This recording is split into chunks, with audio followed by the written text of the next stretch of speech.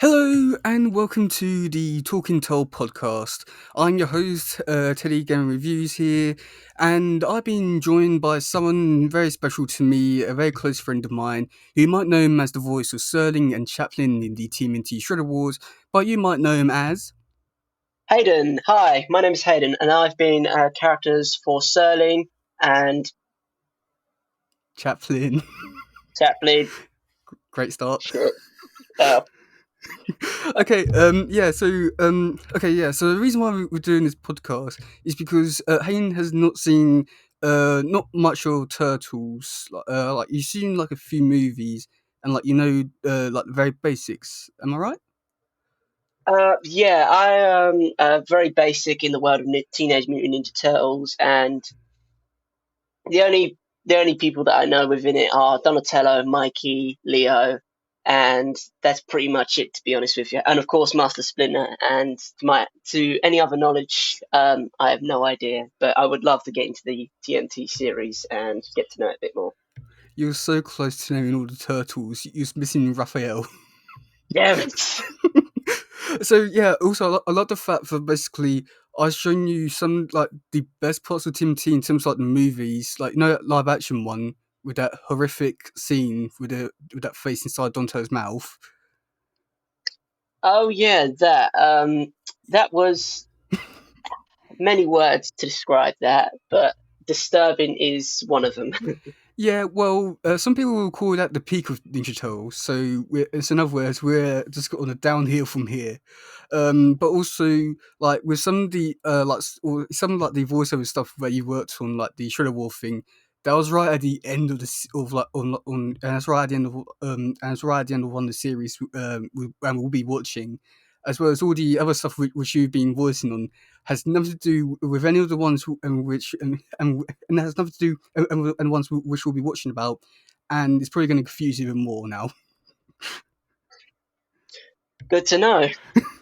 Okay, so so we just watched the TMNT 2012 season 1 episode 1 and 2, the Rise of the Turtles. Um, So I'll quickly just say something now. So my plan here is with you to show you some of the better parts of the TMNT franchise, and could potentially go into some of the more iffy parts.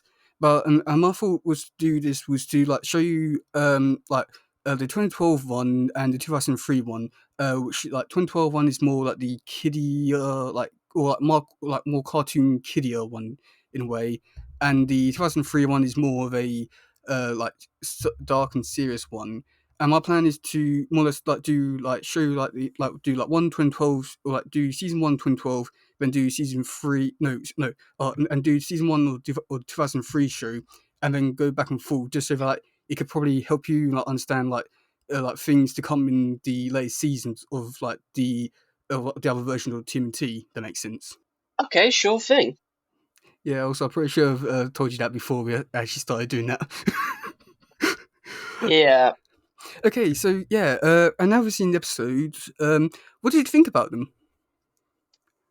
Well, first of all, I believe that the first two episodes are quite well done. Sure, they're not meant to be realistic in standards, but overall, as a TV show, I thought it was quite well portrayed. I'm quite a fan of the introduction music as the introduction music to the episodes, because I kind of like how they are rap songs within the lyrics, which I quite like. Okay. Anything else you liked?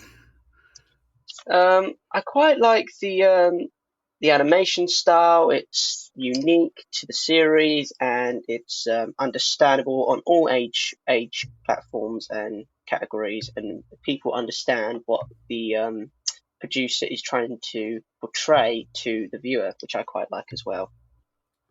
What did you think of the turtles? The turtles are in the TV series. Sorry, are quite. well portrayed. I quite like how the voice acting for the animations are really well put together. I love Mikey's voice. Mikey's voice suits him perfectly, I believe, in this one, because he's bubbly, he's enthusiastic, he's energetic. Raphael is uptight, stubborn, and hard headed.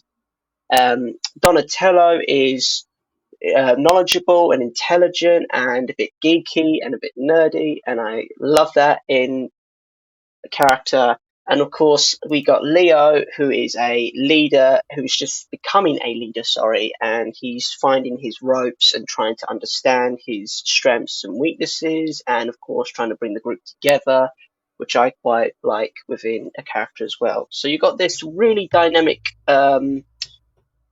group of characters who are trying to find their way within the series and hopefully build a effective fighting force against the enemies within the TMT series. So yeah, I do think this version of Timothy, especially like the characters, and you will see this in like, and you will understand what my point is with like in like as we go down into the future of Timothy. I feel like this Leonardo, I do like how he had like a time to have like a little downside, and you can actually have like be more teenager and able to like enjoy like TV shows and stuff. Because as you'll see in like other versions, he's just literally just training and that's it. So I do quite enjoy this aspect of the character where he's able to just be more than just a leader. Um, with Raph and Donnie, I feel like they did a good job of portraying like a Donnie and Raph. I don't think there was anything too special about them, and there wasn't anything too bad about them. They were just did like a good job of like portraying that particular version of the characters. Now, one thing with Mikey, which you might see later on in a few episodes. I do have a problem with Mikey is because he, for me, sometimes I can feel like he can go a bit too more childish, goofy, and dumb. If that makes sense. But like, I don't feel like in these two particular episodes, it didn't really show that, and I do quite enjoy that it was able to show Mikey is like a good, respectable character who can be like more childish, but like but still very mature in certain ways. But as you'll see, in, like in future episodes, like in like future episodes, you will start to see like a more childish side of him, which I don't particularly like. But like, you might like him or not. Let's actually talk about the actual episode. So, going to begin with episode 1. What did you think of the fighting opening uh, montage thing? The introduction, like I said, with the rap sort of introductionary music, which I quite like. Oh no, I was talking about Uh, the the first scene, which was details find each other. oh, sorry. Yeah. Right. Yes, the first scene. The first scene was actually quite interesting actually because they use fighting skills of Japanese fighting techniques, which I quite quite found and unique to to the certain characters because many other characters within other TV series they use different sets of fighting techniques, and I believe the Teenage Mutant Ninja Turtles use a unique fighting technique, which I quite enjoy. And of course, they all have their different weaponries, which are unique to their certain skills and characteristics, which I found quite interesting as well. So Raphael has the Size? blades. Size. Yes, thank you. I forgot the word there, but and of course Donatello has the stick, or God, I'm going the staff. Sorry, I don't know why I called it a stick. Well, it is basically is And one. yeah, yeah, and of course Mikey with his nunchucks, which is quite an interesting characteristic because he's still learning how to use them, and of course, by the time, hopefully, once he's mastered them, he'll be a total vigilante with them, which will be interesting to see. Yeah, so well, I quite like to just I want to add like a little point to like the very opening scene, with, like the 2D stuff with the city. I really did enjoy the art style for that, and I do think that was like it was I like that was like one of the first images like I ever saw from the show, and I thought it looked so amazing. But to go from that to go straight into the 3D stuff was a little bit off putting, but like I do wonder just like or like and like if the show was to like stick into like the 2D format. I wonder how like nicely it would have looked, and if it would have kept like in format with like the backgrounds. Um, and then also did like the Liam Ruff fight. As I feel like it was quite good. I do think the cinematography for that little section of the fight probably looked the best from the training montage. Um, but I also would like to say that like the fight scene between each of the turtles did have like did really show off their personalities in a way. I don't think Donatello was shown off too well, as it was that would show his like nerdy geeky side, but all the other ones, I feel like you could definitely like you was able to definitely like sell like what these characters are like before they even down to have like any sort of like stories with them. Um, and yeah. So let's talk about so do you have any comments about the flashback and the dinner scene? The flashback scenes were quite cool in my opinion, because they went back to a 2D cinematography, contrasting the comics as well, which is pretty cool. And of course, given the flashbacks and the story of May Splinter, sorry, and how the turtles were created from the mutagen, and of course later on we realize that this mutagen came from an alien species. We then later find out the Krang, and of course, I love how the 2D and 3D come together so that it's contrast in the comics and contrast in the new series as well, trying to give some nostalgia and some perspective on the TV show and the comics. Yeah, I don't have to say that the art style for the flashbacks looks so nice. I'm not exactly too sure like what sort of art style gives me vibes from, but I do like the comic book aspect from it. But I would like to point one thing out is for basically when you get mutated, is more or less like the last thing you touch or like the DNA. But like Hamato Yoshi didn't touch the rat; it touched his shoe. How did he turn into a rat? Good question. I did not think of that, to be honest with you. I thought he had. To be honest, that is a question I did not think of. Well, my theory is that the DNA from his DNA was originally a species of a rat, and of course the mutagen awakened those genes, those prehistoric genes within Splinter, and so thus he became the rat from his prehistoric past, perhaps. But that's just a theory that I've just thrown out there for today. A game theory. But the thing is, like, even in the original TV show, like, even though Splinter like, had a lot of time with the rats, he still cared of the turtles. So when he got interacted with the Mission, the last thing he technically touched was a turtle, but he still got turned into a rat. So I was guessing in every universe, like the touch of a turtle is not powerful enough. Um, and yeah, do you have anything to say about when turtles went up to the streets?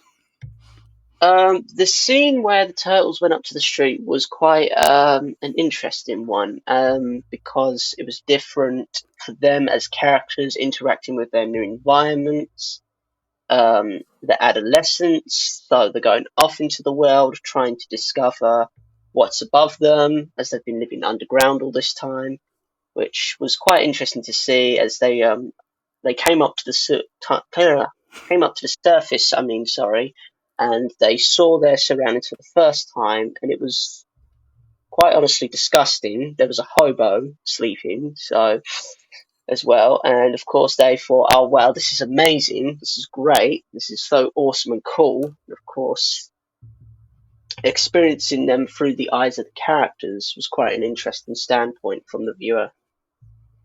Yeah.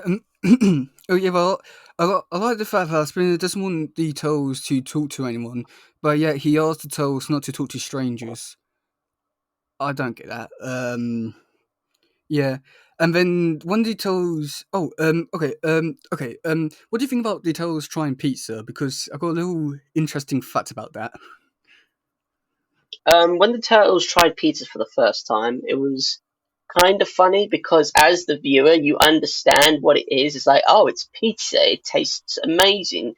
We've got pepperoni, mozzarella, and tomato base. It's amazing. But then, of course, as the turtles who have never tried anything else than algae and worms, which quite honestly looks disgusting and tastes and sounds disgusting, um, I believe that it was quite a nice thing because as the viewer is like, oh, it's pizza, and of course the turtles are going out in the world, they're trying new stuff, and of course when they tried the pizza, it was quite funny. And what I quite liked about that scene was where Mikey decided to say, "Oh no, it's disgusting. You don't want any of that." But instead, it was delicious to him, and he wanted all of it, which I quite liked. Quite liked to see, and of course, everyone else catched on to his acting, and they said, "Screw it, let's go and have some pizza." And I liked that scene. It was quite an interesting scene, quite gimmicky scene. So that's what I enjoyed about that. Well, there was two interesting facts about this scene. So first one is that, and this is actually the first time we ever seen on the screen like the Turtles trying pizza for the first time. So that's quite cool. But another thing, which is like another weird thing, is the fact that the Turtles don't know what pizza is, and then like wonder if it's dangerous and all that.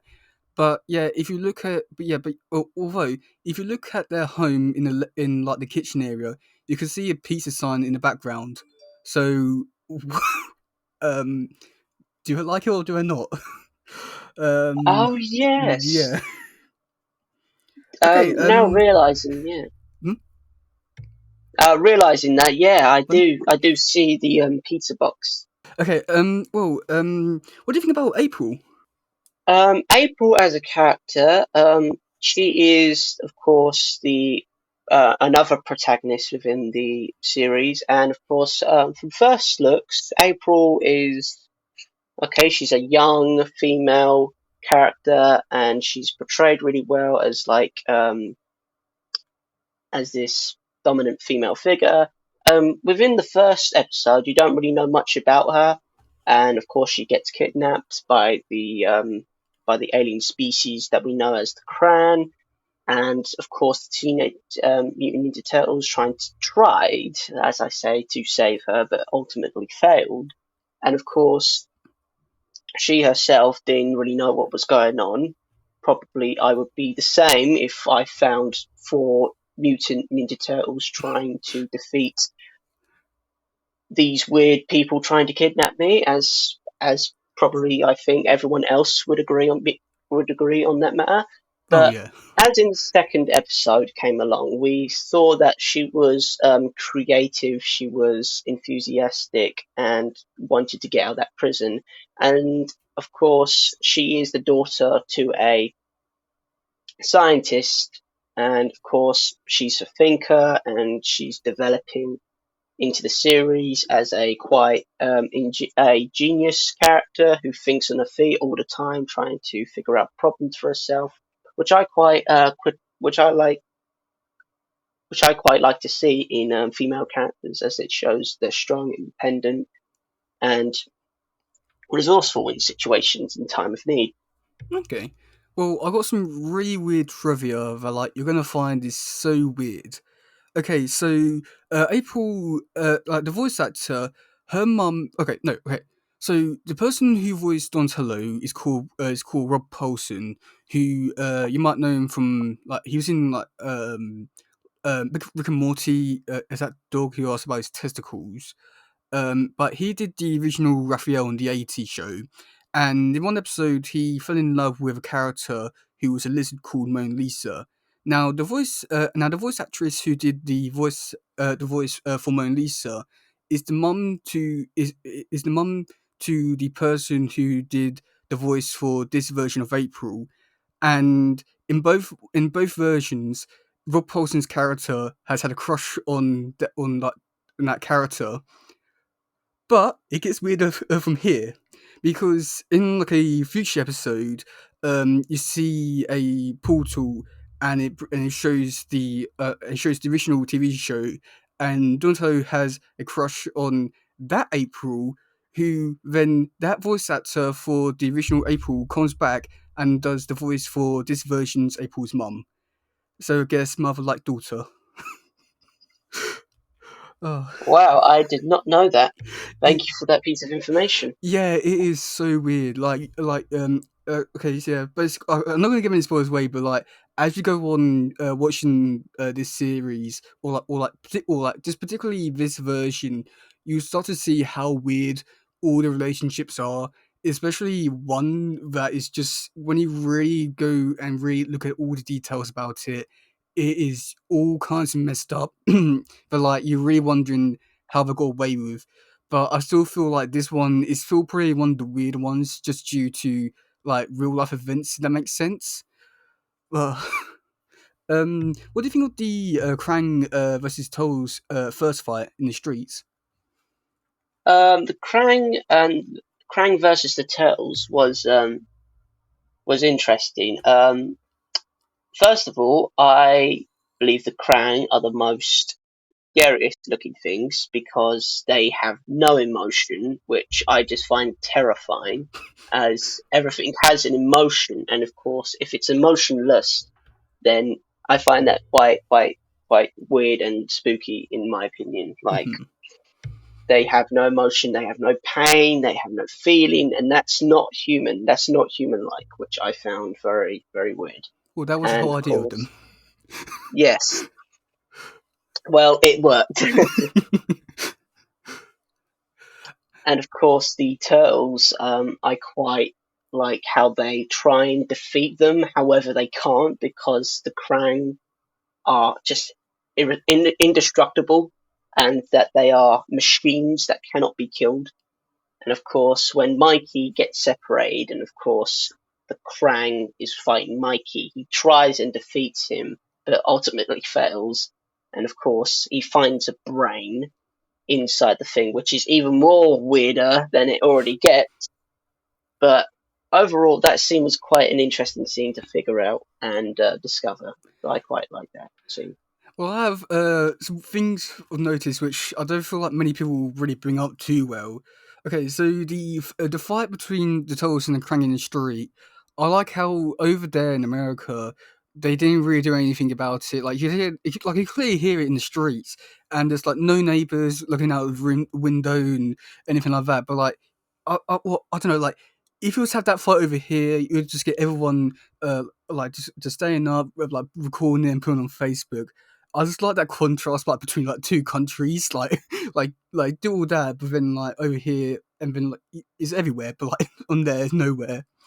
Um, and then like with the Mikey versus the Krang solo fight, I just like to imagine just like in one universe, like that Krang is not a like android and he's actually a human. Then Mikey just killed him.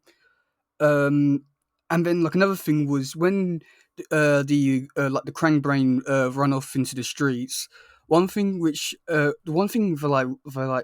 initially like came to my mind was you know in ET when it first sees when you first see ET and humans see him and then just screams and just runs off. I just can't get that image out of my head, and for some reason that really just reminds me of that, and I can only like imagine something like that happening in this universe. Yeah, that is quite an interesting theory to throw out there. And yeah, I see the ET. Oh, geez. Now that you say it out loud, it is quite reasonable to think of that. So yeah. Okay, what did you think about Anlia becoming the leader so quickly?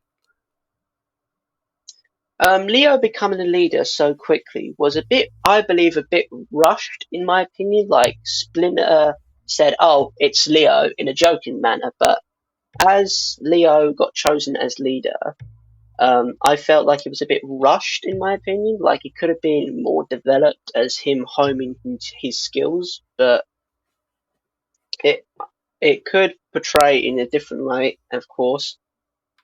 And of course, I do. The one thing I like about it is that Splinter automatically chooses Leo as the leader because Leo is a respectable and responsible character, which okay is quite nice for the story and plot development of a TV series. But from a viewer's perspective, I believe it was quite rushed. Yeah, And of course, I can see that. Okay, so like I do like for me like because okay, so like the thing is, there's never actually been like a real reason why Leo's been chosen as like a member, but also this is also again like the first time we've seen like Leonardo being chosen as leader. So like just coming from like a fat like a long term fan, it was to me I found it quite funny just because like well, just because I can't actually remember like there was like a specific reason why, but but because I feel like because there's like no real reason, I do think it makes it a lot more funnier.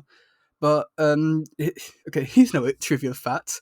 Uh, okay, all the turtles except from Donatello have been the leader of the Ninja Turtles.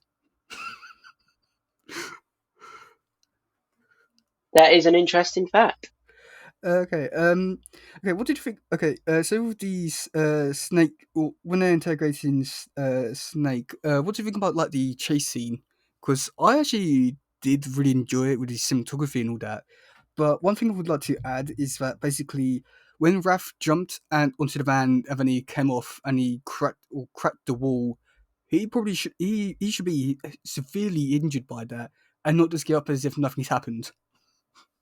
Yes, definitely. From a realistic point of view, yes, he probably would be in a lot of pain and definitely need to go to the hospital after that. I can get behind the fact that, in this universe, there's mutants, there's aliens, mutant turtles, Ninja Turtles, but I can't get behind the fact that that he didn't get hurt. That's so unrealistic. Very unrealistic, but at the end of the day, it is a TV show meant for younger audiences. So I don't think That's not the point. Nickelodeon, yeah, but I don't think Nickelodeon at the time would have wanted children to get nightmares of Raphael being thrown against the wall and his insides becoming the outsides. So if you catch my drift. So I don't think that would have been very popular at the time. Let's just ponder the question: what if? So yeah, do you have anything else to say about the first episode, or do you want to move on to the next one? The first episode, I believe, is overall is quite a good episode. It shows the development of characters, and I quite enjoyed it. So it was all right, in Yeah, my opinion. yeah. I don't have to say like this first episode does set everything, that does set everything up in this universe really nicely.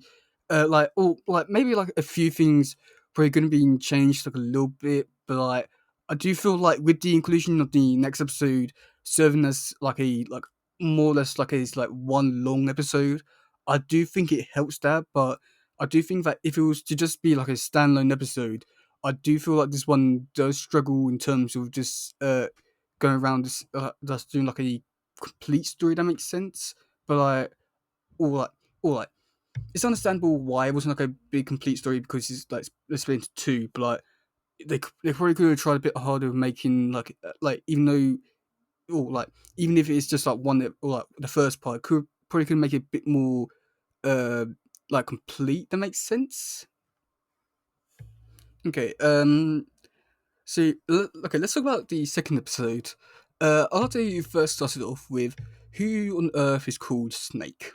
Well, Snake in the episode is portrayed as a low life gangster thug, and of course, his character is quite portrayed as well with the tank top and the baggy jeans, which, okay, portrays his character quite well. And of course, his voice actor. for him is quite well played out as well.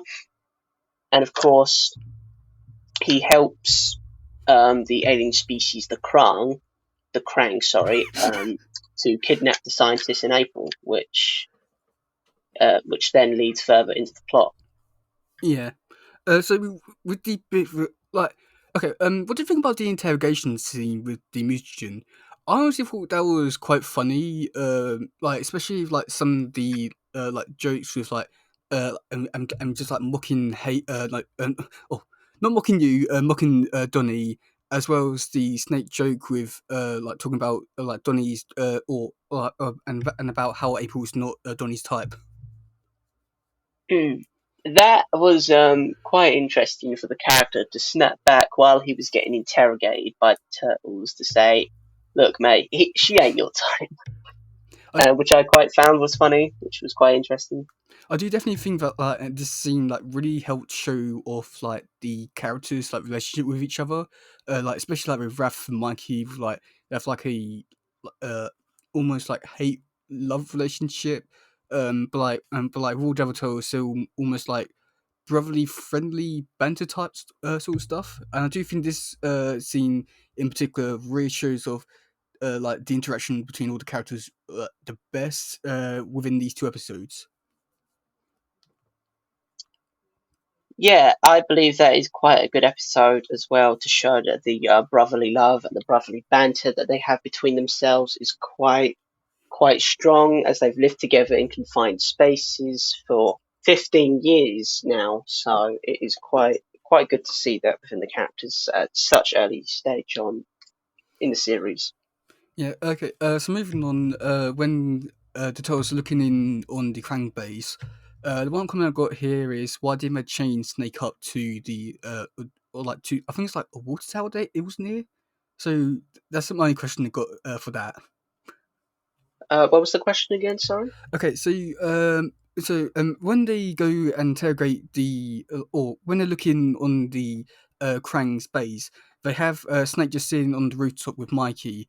And my question to that is, why didn't they just chain him up to? I think it's like a like water tower in there. So why didn't they just do that? To be honest, I had the same question as well. I was trying to figure out. Hold on a minute. If you're keeping him as a prisoner, shouldn't you keep him secure and contained so he doesn't go and run off and tell his superiors of what's just happened? But Yeah. of course, we then find out Mikey is a terrible guard. So Um. Yeah. I don't really have any. I don't really have anything else to say like off or like when they're chasing Snake. Do you have anything to talk about that bit little scene there?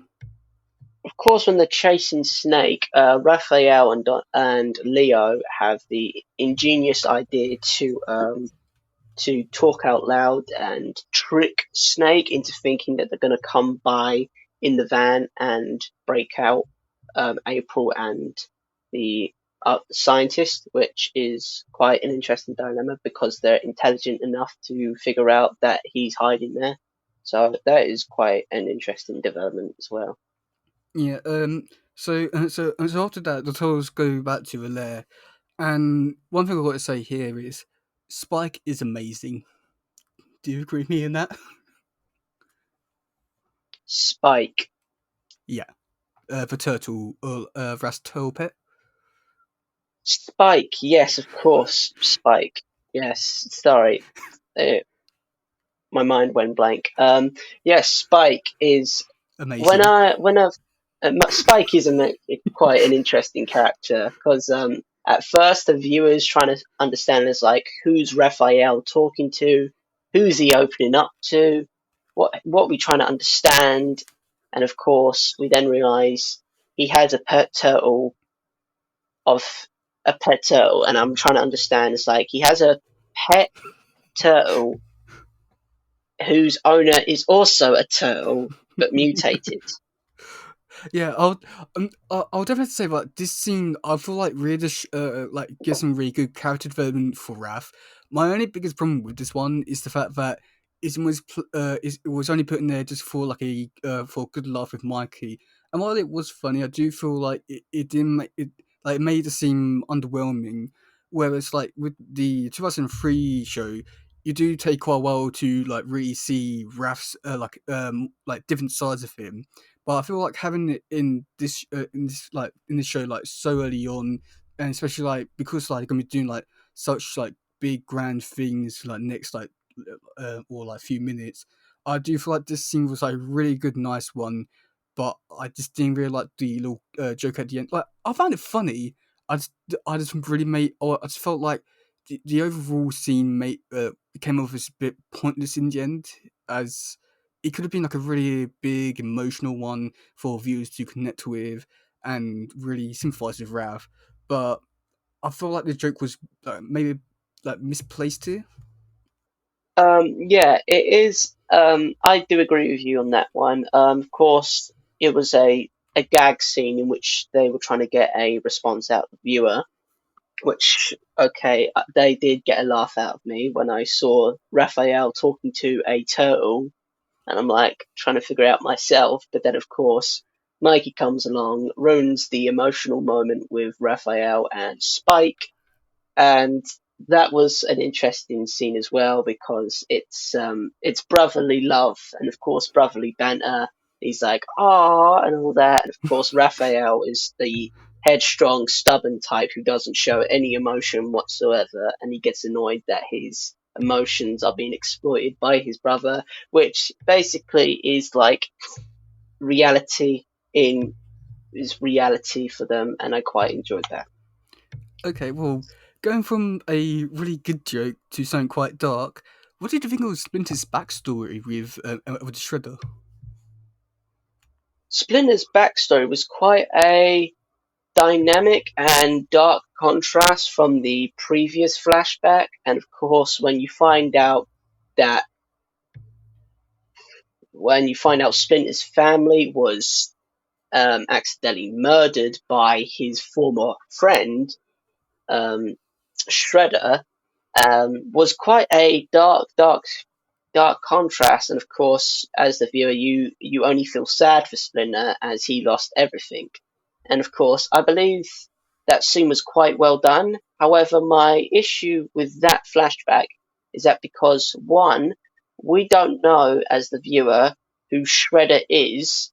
Um, Two, the scene I believe was kind of rushed and ruined at the end when, of course, Leo comes along and says, "You see my point, Master?" And that's the scene where it's kind of ruined. Like it's a dark contrast, and of course he tries and makes it sound like it's not a big deal, but it is a big deal because your father's previous family was just murdered by his friend, and that's quite a dark scene to grasp as the viewer. Yeah, And of course, Leo comes along and just brushes it off like it was nothing. yeah. That's the only issue that I have Okay, well, with that scene. well, well. Okay, well, I do feel like if you had seen like, oh, if you had seen like previous versions of Turtles, so you knew who Shredder like truly was, and actually got like a connection with like a previous version, I feel like maybe this scene would not been as bad, or like you might have had like a connection to it and like had like a better understanding of it. I do enjoy quite how dark it was. However, like going from like the really like funny goofy joke with Spike to going into something like this, it is a really major big contrast. Which like I really did enjoy it because like I do like stories going into like a more darker, more serious tone, and actually can like respect the audience member for like who they are and not just treat them like like and reason or like and just because like the total show is because it's for kids, they don't and not actually like showing off for kids. They're like making it so that like anyone can watch it. I do like it, but I do definitely feel like it maybe maybe like outplaced with just going from of the show being like quite light-hearted, fun, like really good for all ages, and then just watch this scene where like whole family gets murdered, but and he's just found another one, so it's all fine, I guess. um, Yes, that is quite a interesting one, at least. Good story though. Okay, so Hmm. what did you think of the Krang talking to Snake about the turtles that are not in this location? Oh, that scene was a quite a funny scene because he was the Krang haven't mastered the English language yet, and of course they speak in regimental order. And of course, it's like, look, have you seen this van approaching us yet? It's like, no, I'll go ask Krang, and of course they're all named Krang that we find out, and it's going back and forth, and of course Snake is getting annoyed, and of course as the viewer you kind of do get annoyed with the plain and simplicity of the voices that are played by the Krang, and of course I got a bit frustrated with it as well. It's like, oh my gosh, this is so annoying. Oh, Just say it normally, just say it like a normal being, but they're not normal because they're aliens from another world. So you have to realize that as the viewer pretty quickly to understand the scene. okay, hey, well, if you don't like their speech, you might not enjoy the rest of the series, as they're like one of the main villains in the show, more or less appearing like, I want to say, more than half of the episodes in the whole show, and they're in it for like the next 3 seasons, so you may or may not enjoy the rest of the show. um, Oh, well, with the wall climbing scene, I don't think you really have anything to say about this scene. But the one thing which always comes to my mind is that from the third Toll movie, there's a scene that is almost similar like this, and I just remind me of that. When turtles were fighting the Krang, I do enjoy that the turtles like they changed their eyes to this pure white. I do really feel like it made the scene and like really brought on like a whole different tone for the scene, and I feel like it worked so well in terms of what they were trying to do. And then one last thing before I let you talk was the fact that like I like their sad attempt at blood with all the energy from the Krang. Yeah, that was quite another good scene actually, with them infiltrating the facility and fighting the Krang. And of course, I do quite like the white eyes as well because you know that they're going off to battle. They're ready to fight. They've been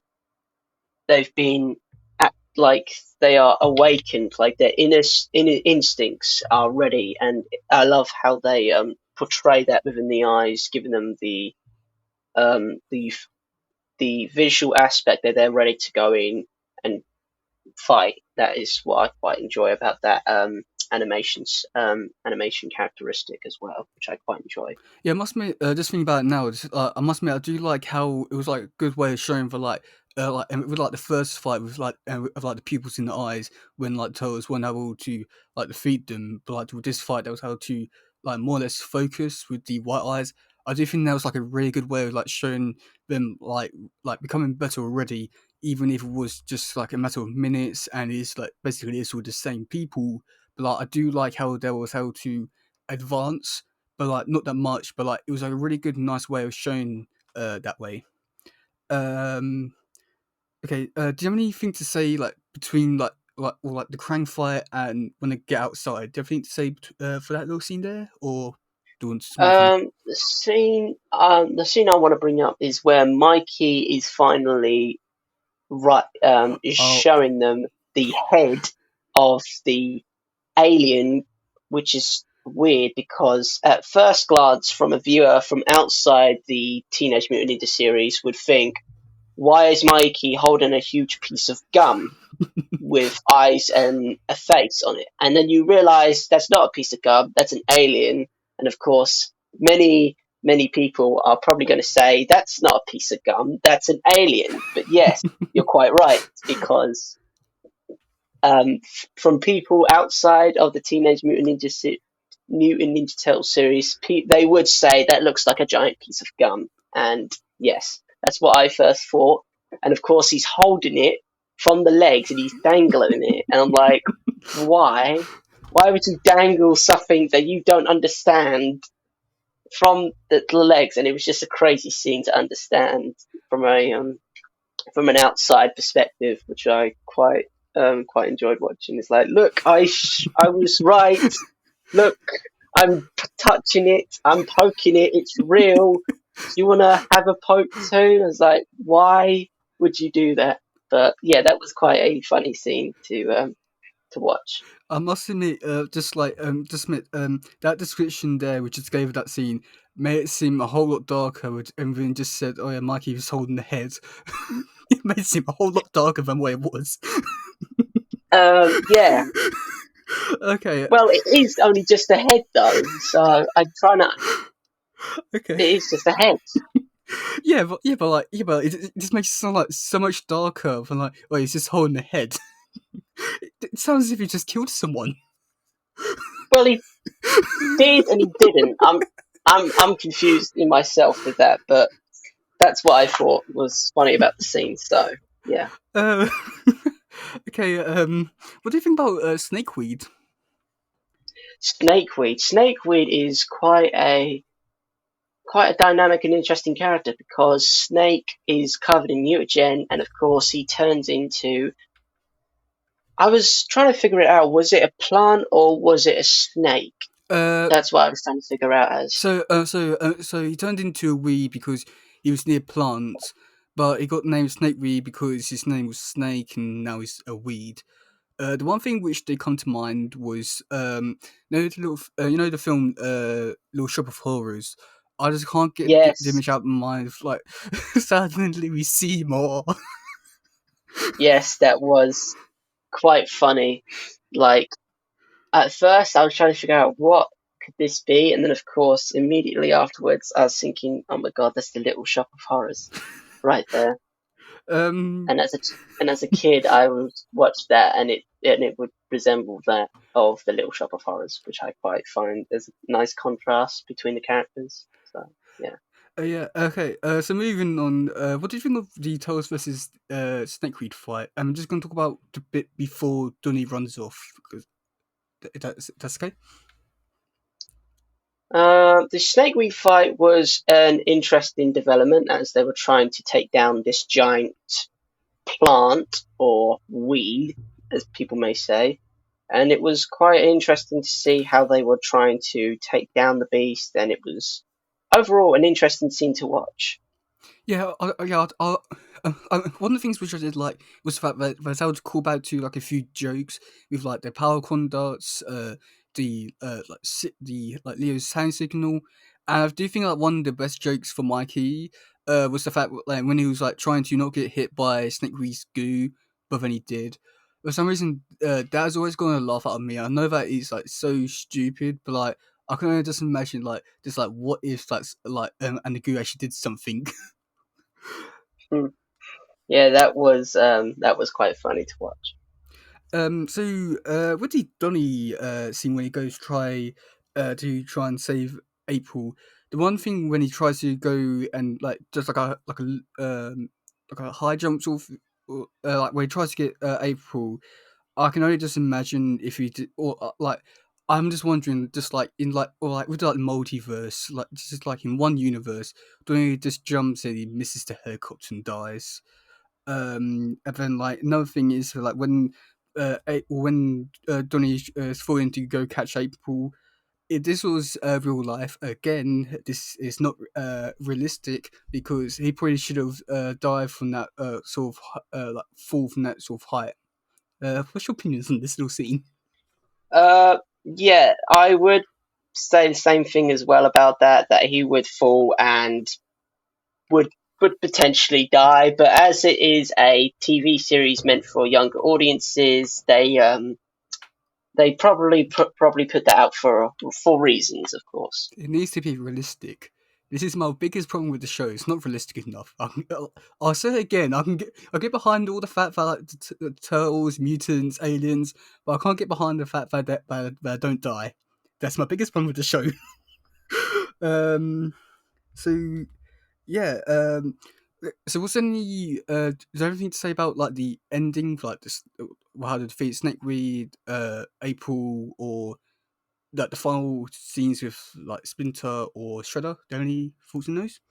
Uh, with the last couple of scenes within the within the episode 2. I quite like how April is now adjusting to being around the Teenage Mutant Ninja Turtles, and how she's gaining their trust, and of course she's learning to trust them as well. From contrast from episode 1, which is quite nice to see, and of course the end and was quite interesting with Splinter and everything else that went on with the scene. And overall, I believe that it's nice to show that they are gaining trust within both characters, which is quite nice, and how they are planning to help take April's father back from the hands of Krang.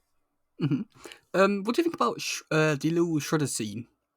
The scene from the Shredder, I believe, with the scene, which scene are you referring to within I'm just talking about episode 2? like the very final one with Shredder, like getting off his chair saying he's going back to New York.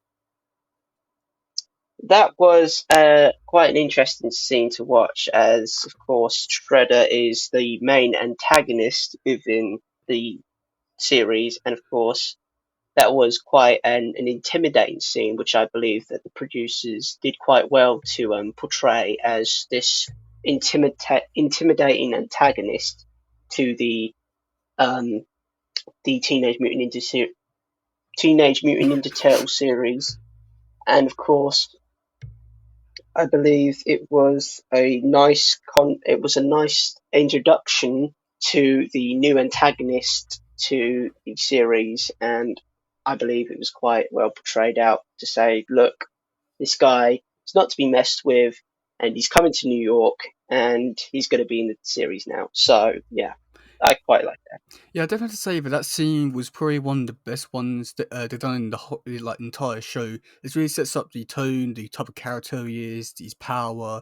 I do feel like his voice like helped that scene so much, and it gave me like the two things which like gave me vibes of was either like an end credit scene to like you know like Marvel movies and all that, as well as like a like a Thanos end credit scene, like the one which I'm thinking about is the Age of Ultron one. It really gives me that sort of vibes. Yes, yeah, of course, with the voice as well, like it's an end cutscene. The most particular one that reminded me was during the Avengers Assemble, and Oh, of course, I know this is a very two different contrasting movies, but I believe with that scene at the end, I believe that most reminded me of Avengers Assemble, where Thanos mm. goes and grabs the gauntlet from his vault and said, "Fine, I'll do it myself," and that just set me off. It's like, oh my gosh, this is literally that scene, and I quite enjoyed that. Last two things which I like to say. Okay, so the first one on the TV show, which is talking about the Throne Star, it says that the police got hold of the Throne Star. So my biggest question is, how did he get the Throne Star? Because that was in a confined base, probably behind closed doors and all that stuff. So how did they? So how did the police get a Throne Star? And my second biggest question, which I don't, which like which I looked on the internet, and no one really talks about it, but who like design or like puts like a design on a Throne Star, and they do that for every single Throne Star? Who does that? Well, first of all, that guy must be very well trained and very well paid to do that job, because that looks tedious and absolutely annoying to do. Unless it's automated by machinery, who knows? We don't know. He's a Krang. Uh, yeah, could be the Krang, we don't know. But as the what I quite like about that scene as well, with the Throne Star, it could potentially mean that the police are corrupted as well, like they are working for the Shredder, but we don't know that. And of course, you're quite right. How did they get the Throne Star? Which, of course, I'm still trying to figure out myself, but it will probably be shown further on the storyline. But as well as to that question, I really don't have many answers for, so I'm sorry. Well, I'm gonna say something disappointing. They never do talk about the whole throne star thing ever again. They just say it in this episode, and then they never talk about it ever again. That is very, very Disappointing. weird.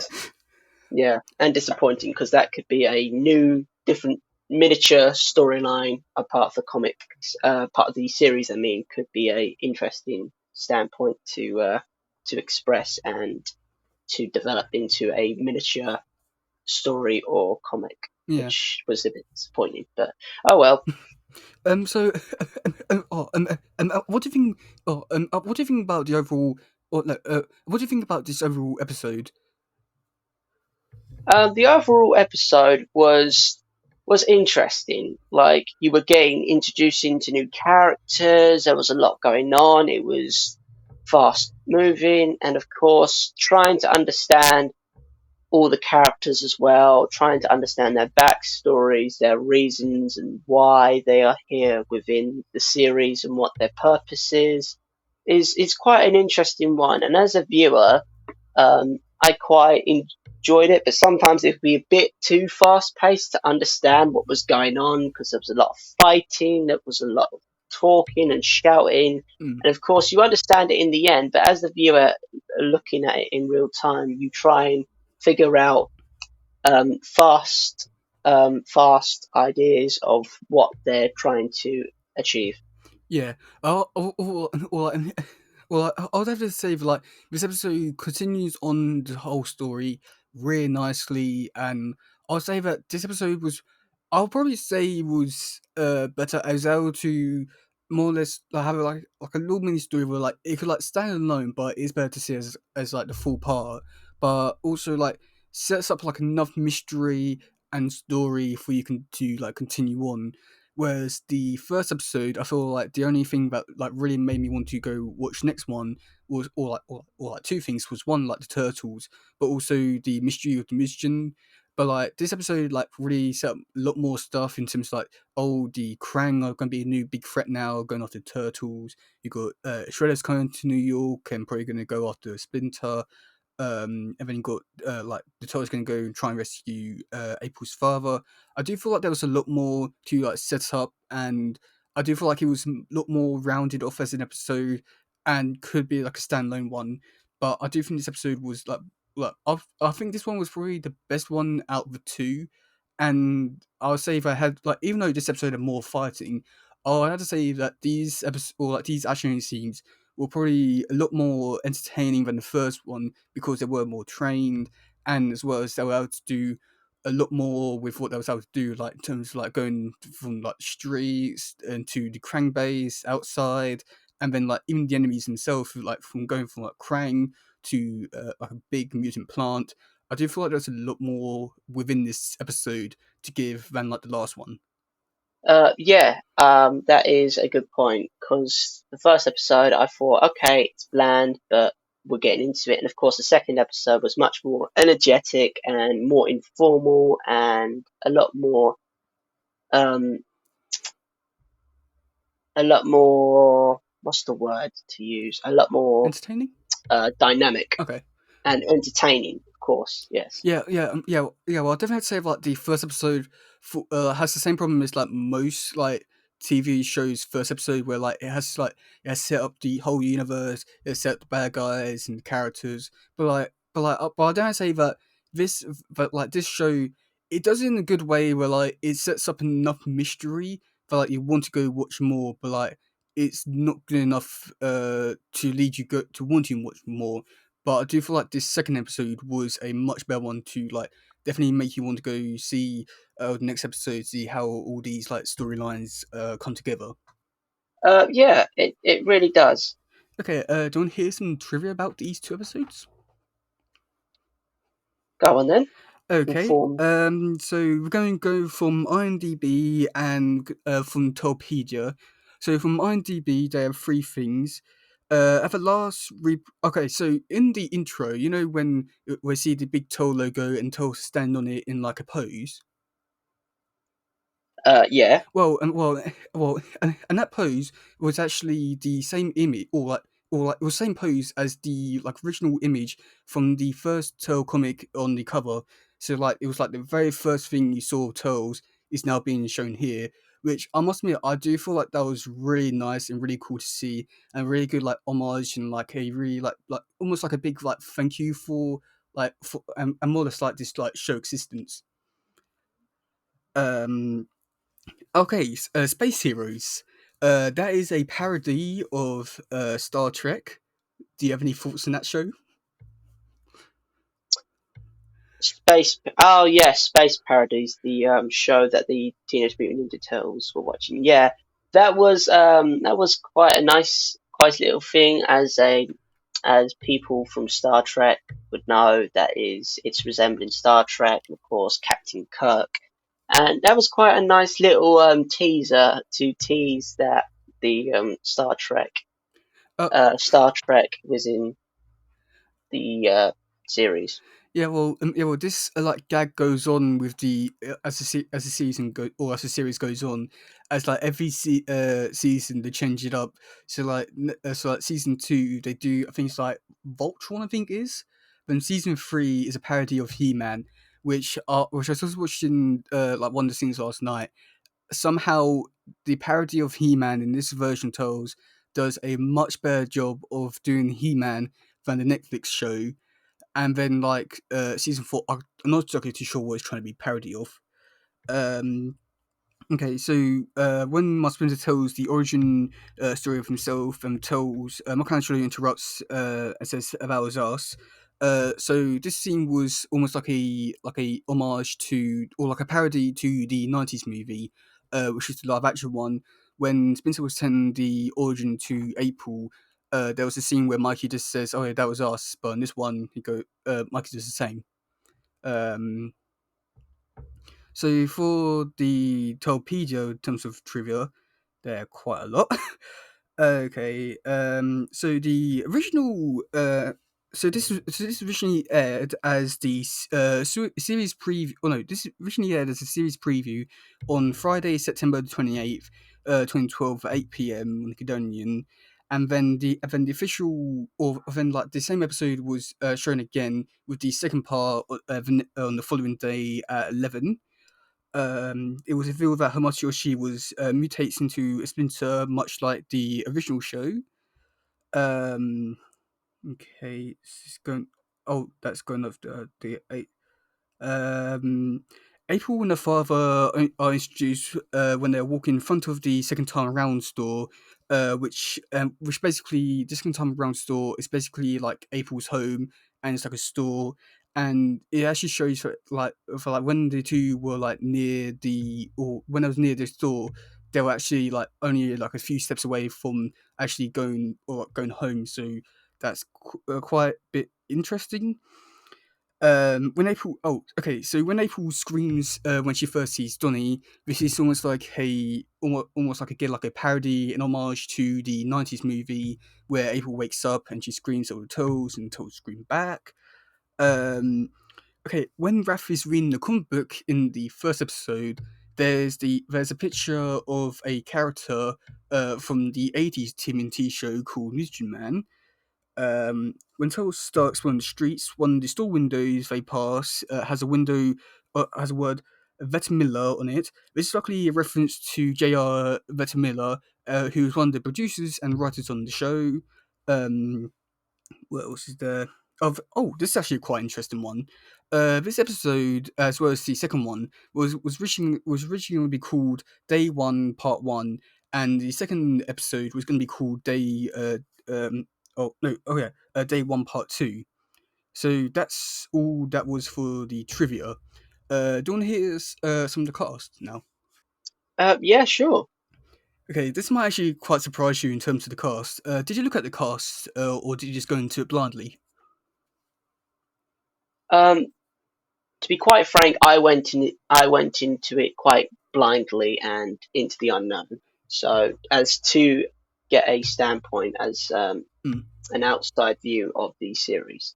Okay, so with the voices, was any like any particular one which you thought like worked really well as like a certain character, and was there like any voices which you don't think worked as well as like a certain character? The character voices overall were quite well suited, and I believe there wasn't any issues with that. However, the voice that I quite liked, that quite suited, was Mikey. Mikey's voice was quite an interesting and dynamic voice because he's enthusiastic, he's energetic, he sometimes can be annoying, and he is just a happy guy. And of course, you need that within a series to lighten the mood in certain situations. And I quite like that as a characteristic of Mikey's character. Yeah, I have to say that all the voices for this version of Toes, I feel like they suit the character and they suit this particular version of the Turtles. But like, I do feel like if you take any of these character voices and put them with like another version of Toes, I don't think it would work as well. But however, I will say the person who does the voice of Shredder, I feel like he's the best person for the role, as he really sets up how he's like going to be like really big, antagonistic, and dangerous threat to the turtles. Where I mean, like he's only done like he's done a very little. He only just stood up from the chair. Okay, so going into this into the cast, which I got a feeling you might be quite surprised at a few of them. So you got Sean Astin as Raphael. He's been in like I think it's like Hobbits, Lord of the Rings. He's been in like quite a few things. I think like Goonies as well. We've got Jason Biggs as Leonardo, who I haven't really seen anything from his sort of stuff in the past. I think he's in like American Pie, but I might be wrong about that. Okay, this one's going to be this one's going to surprise you. Okay, who do you think does the voice of Mikey? I have not the faintest clue. Okay, well, the person who voices him is Greg Sipes, who you might know him as Beast Boy from from like Teen Titans and Teen Titans Go. We then got Rob Paulson as Donatello, who I've already mentioned. He did the voice of the original Raphael from the '80s show. We got Mae Whitman, who done the voice of April O'Neil. I'm not too sure. I haven't seen really too much of her, what she's been in. The only thing I've seen her in is Young Justice as Wonder Girl. We've got Hoon Lee as Splinter. I feel like he does a really good job for this particular version of Splinter in terms of like emotions and he's like I would say he's like his character in general. Um, Oh, this is a good one. The Krang is voiced by Nolan North, who he's been in like tons of stuff, like games. Like he's played Iron Man in the most recent Avenger game. He's been in Uncharted. He played Deadpool in video games, a movie, and it gets better because he also voiced Raphael in the 2007 TMNT movie. You have seen that one? I think that's the one that you said that you watched by yourself with like the Stone General people. We got Scott Menville who plays one of the characters like on the TV show, and you might know him as Robin from Teen Titans and Teen Titans Go. We got Brian Bloom as Captain Ryan from the Space Heroes TV show. I haven't seen anything from him. Then got Keith Silverstein as Kirby O'Neill. And then for other voices, we also got Danny Jacobs as Snake and Snakeweed. Um, we've got Jim Miskimi, I'm pretty sure I'm saying that name wrong, who does the voice. Oh, I love this name. Carlos Ching O'Brien Gambe. And then uh, oh, and then the last one who I love so much is Kevin Michael Richardson does the voice of Shredder, and he's been in so much. I'm pretty sure you've seen him in like quite a lot of stuff. He's been in Invincible as the blue character. I don't know his name.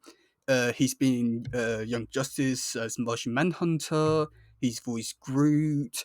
And he's also been in the 2007 movie as well, and he did the voice of the leader of the Stone General. So quite a lot of movies then and series. Yeah, I'll definitely say that this is the cast with like the most or like one with like the most famous people because I feel like if at least like say or like I feel like if you was ask like people who've seen some of this stuff, were like he's asking like people um like Kevin Michael Richardson, Greg Sipes, Will Paulson, Sean Astin, you'd be able to ask them like you'd be able to say a name and be like, oh yeah, they've done this character, done this and this and this. So this particular version of Toes have definitely done well in the cast, and I feel like some characters or like some actors do better jobs at like being like a really good and amazing character compared to others. Yes, I would agree with you on that.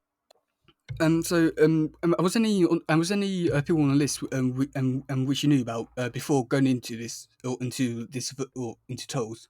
To be honest, I went straight into it, and of course to get a greater perspective on how everything would portray out. But as the episodes went along, voices did come to my head. A lot of voices came to my head, and I was thinking, I do know them. I do know them. So yeah, in a sense, yes, I did feel like I knew some of the voices, but I couldn't actually pinpoint which voice was what. But now that you've explained it, I can now get a sense of the characters and their voice actors, which is an interesting fact to know.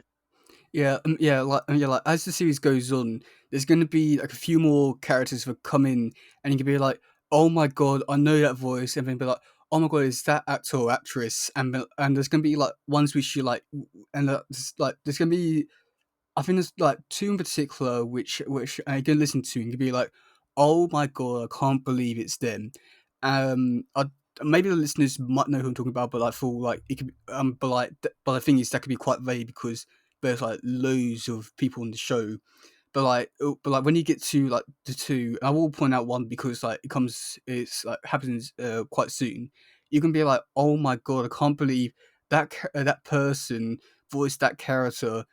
But also voice these other characters, and you're gonna be able to hear, and then like once I mention like the other character's voice, you're gonna be like, oh my god, I can't believe that character is voicing this character. Um, so yeah. Okay. Well, to wrap this up, what's your thoughts on the show overall? And yeah. My thoughts for the show, for the first two episodes, were quite positive and quite an interesting and quite dynamic series. I think it was good for the time, and I think it is good for the target audience of younger audiences to grasp and understand the Teenage Mutant Ninja Turtles series. And from an outside perspective, I believe it was portrayed quite well. And of course, understanding the different characteristics of the characters and the environment that they're in and the situation, I believe it was quite portrayed quite well. Okay. Now the biggest question is, um, okay, so no, all right. Would you watch more of this show, and would you be interested to learn more about the Toll franchise?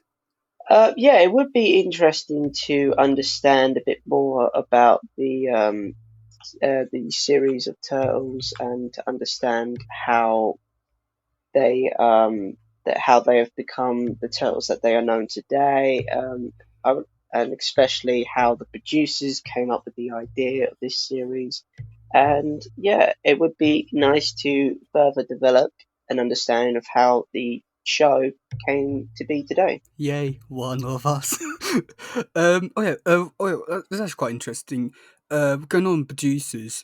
One the or like the person who created this or created this version of the show. You might know some of his works. He actually worked on the Avengers Earth's Mightiest Heroes. Have you seen that show? I don't believe so. Oh well, okay, then don't really have much to say about that then. Okay, last question is, okay, so for next week's episode, I'm gonna ask what? Okay, so I'm gonna ask, or no, okay, so I'm gonna say the title of the episode, and I want to hear like what I just want to hear like I just want to hear like um um I just want to hear what you think is gonna happen in next week's episode. So the title of next week's episode is called Turtle Temper. What do you think is going to happen in that episode? From the sound and the title of the series, I believe there's going to be a lot of anger, a lot of temper tantrums, a lot of just a lot of anger being released in that episode. I believe so. I believe that's how it's going to play out. I believe. Hmm. Okay, that's that was really that's that's an interesting synopsis for next week's episode. Okay, but yeah, wow, thank you so much for being here and joining me on this fantastic ride. I do hope we are able to do a lot more of these. This sort of thing, this could be quite good, and I'm really interested in to hear like your reaction to like the episodes to come. But yeah, but this has been the first episode of Talking Turtles. I've been your host, Teddy, And I've been Hayden. and yeah, we'd like to say thank you for sort of wasting your time listening to us talking about turtles. But yeah, that's gonna be it for today, guys. If you did us on, what I was about to say, please share, like, subscribe, and all that stuff. But that doesn't really apply here. Please stick around for next week to hear what I had to say about Total Temper. So yeah, bye.